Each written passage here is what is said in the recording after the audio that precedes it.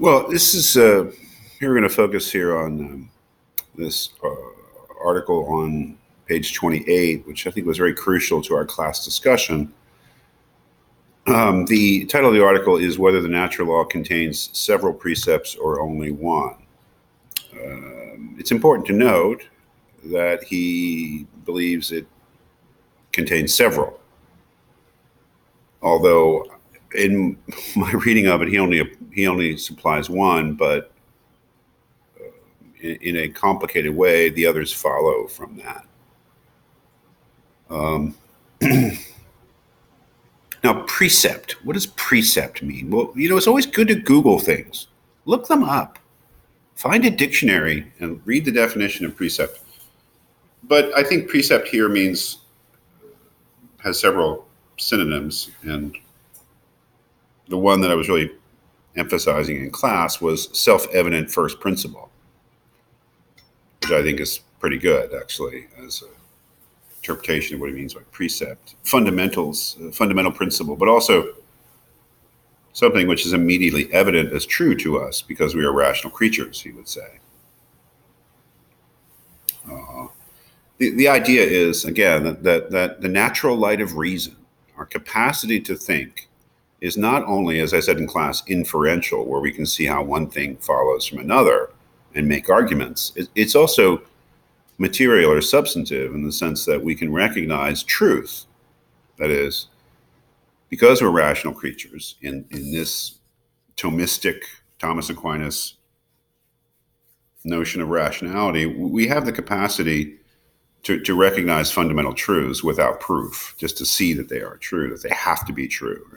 It's the idea of self-evident truths, is that they're immediately obvious in their truth once we understand what they say, and they don't need proof, crucially.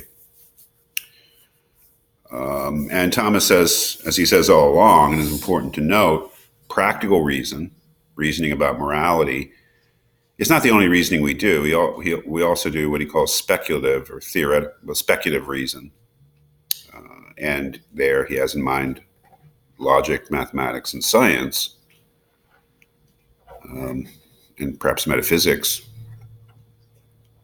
And just as in those areas of thought, those sciences, there are self-evident first principles, so there are self-evident first principles in practical reason, in morality. For instance, look here in this second column here on this page. He gives mathematical precepts from Euclid, I believe. Every whole is greater than its part. Things equal to one and the same or equal to one another. Those are what we might call axioms, basic truths that the mathematician doesn't try to prove, but just assumes to be true. And the legitimacy of that is that we can all see that they're true without proof. That's the key claim, right? For Thomas, the capacity to see that is really what qualifies us as rational creatures. Although, of course, in contemporary philosophy, or perhaps in modern philosophy generally, those sort of claims are seen as dubious at best, but that's a question for another time.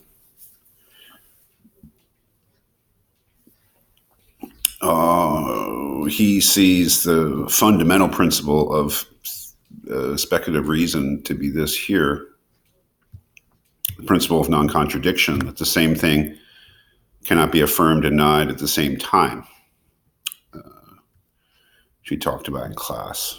Well, okay, so those are, he's giving you analogies in speculative reason, but what about practical reason? What about moral reason? Well, as we talked about in class, the first principle, or the most fundamental principle of practical reason, is this, that the good is that which all things seek after. Hence, this is the first precept of the law, that good is to be done and promoted, and evil is to be avoided. That's the rock bottom. That is, that's what we see as being absolutely necessary idea. That is, the idea is that we all recognize that to be true without proof once we understand what's being said. that good is to be done and evil is to be avoided. As he says, all other precepts of the natural law are based upon this. So there's the first question. Is that actually, for you, is that actually a self-evident first principle that's undeniable? I don't know. It would take a lot of thought to see how valid that claim is, but it sure does seem pretty compelling. But then the question, of course, is, as we discussed in class, if you say, well, of course, the good is to be done and evil is to be avoided, but the immediate question is, how do we recognize what is good and what is evil? In any particular case, how do we apply this principle? Because just knowing that we should pursue the good, promote the good, and avoid evil doesn't really help unless we know what is good and what is evil. So there come the other. Remember, he has said that there's more than one precept, there's more than one first principle. This may be the absolute most basic one from which all the others follow, but it's not the only one because it's formal. It doesn't fill in the material, it doesn't fill in the content of what is actually good and what is actually evil. And that is a big question. How do we actually determine what's good and evil in any particular case? And as I claimed in class, and okay, I claim, but I think it's here that he does give us a certain method or a certain, I don't know what you call it, a way to fill in the goods so that knowing what is good and you sort of know what's evil, because what's evil is destructive of the goods. But what are the goods? Well, I don't know. I mean, I think he provides a kind of an answer here on page 29 in first column, where he says, since, however, good has the nature of an end. Remember, end is a purpose or goal. And evil, the nature of the contrary. Hence it is that all those things to which man has a natural inclination, and that's important, are naturally apprehended by reason as being good. So it's all really kind of right there, the answer, such as it is, that if we're looking for what the goods are, we look to our inclinations. What are we naturally inclined towards? This is a kind of a complicated answer, because one might immediately say, well, are we always inclined towards what is good? Aren't we inclined sometimes towards what is evil? Well, that's a great question. But let's follow this out. Man has a natural inclination, hence it is that all those things to which man has a natural inclination are naturally apprehended by reason as being good, and consequently as objects of pursuit, and their contraries as evil and objects of avoidance. Therefore, the order of the precepts of the natural law is according to the order of natural inclinations.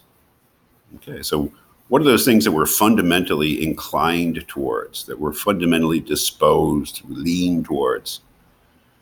For there is in man, first of all, an inclination to good in accordance with the nature which he has in common with all substances, inasmuch, namely, as every substance seeks the preservation of its own being.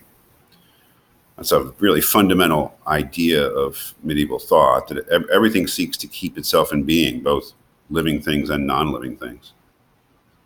As every substance seeks the preservation of its own being according to its nature, and by reason of this inclination, whatever is a means of preserving human life and of warding off its obstacles belongs to the natural law. So one good is life. That is, we are inclined, fundamentally, deeply inclined towards preserving our own existence. So what that is a signal, Thomas would say, I think, that human life, our lives being what we're naturally inclined to preserve, that human life is a good. And that's, those of you who are educated in the Catholic tradition know that that's a fundamental, central value of Catholic thought, the value of life. So that's a good, human life. Secondly, there is in man an inclination to things that pertain to him more specially. That is not just the inclination to preserve your own existence, which we share with all things, but something that pertains to us more specially, according to that nature which he has in common with other animals. And in virtue of this inclination, those things are said to belong to the natural law, which nature has taught to all animals, such as sexual intercourse, the education of offspring, and so forth. This is a very complicated thing, but as I said in class, it has to be, I think, seen in a certain way, but we are beings that have a natural inclination to engage in sexual intercourse, to have children, and to take care of them.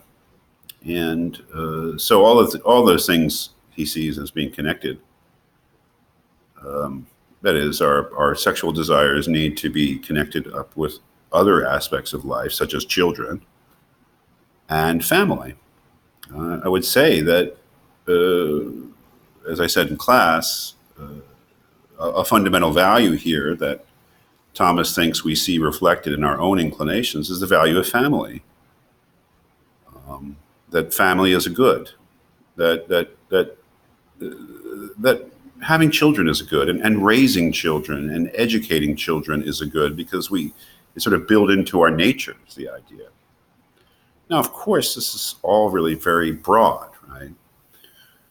And any questions of the ethics of sexual relations, the ethics of things like that, I think are conversations that we should have. I don't think there's anything in here that would be necessarily prejudicial towards people of different sexual orientations. My own take on the idea of natural laws applies to things like, say, homosexuality or being transgender, is that there's nothing at all. I'm sorry, there's nothing at all here that I see as being, condemning those things or saying those things are deviant. I mean, your nature as a human being is to seek contact, and yes, sexual contact with other human beings, and that's a natural desire, and it's part of the good. It has to be dealt with very carefully. Certainly, he connects it up with family and love, and children, and I don't think at all people have a burning desire to have children. I don't think that is something that's universally shared, nor should it be.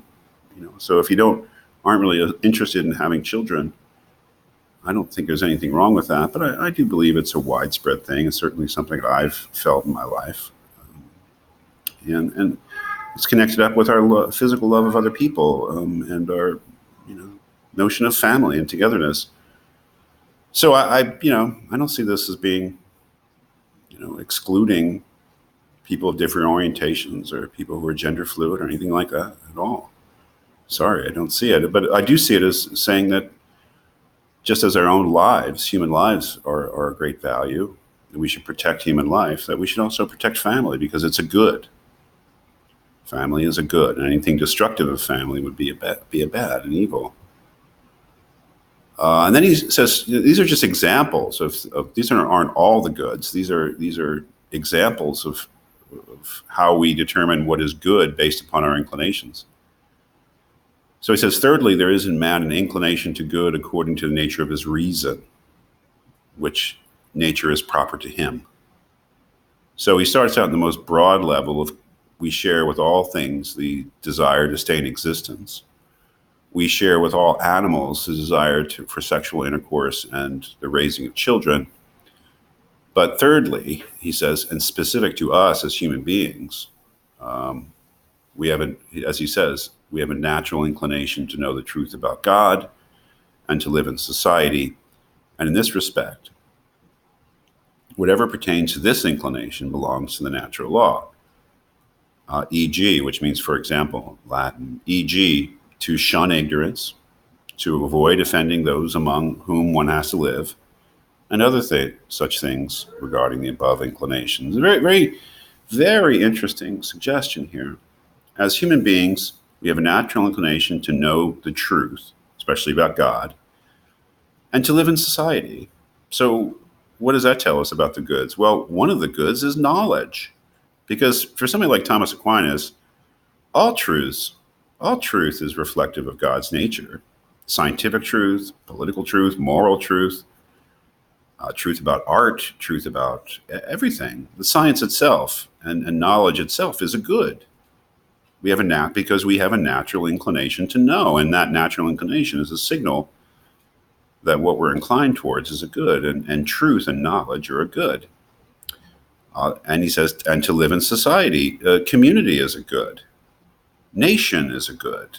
Political society is a good. Living together in communities is a good. So we should protect community. We should protect knowledge. And things like ignorance and things that are destructive of community are bads that we should shun, as he says, to shun ignorance. So anybody who tells you don't look into that, or that's not, I mean, no, knowledge is always good. Community is good, right? So I think that there is a kind of an answer here to the question, the natural question, once we ask about the fundamental precept that the good should be pursued and evil avoided, but then how do we determine what is good? Well, he gives you a kind of an answer. It's a beginning of an answer. It's a complicated answer. It has to be thought of, but I think it's a good answer. I'm not saying it's necessarily true, or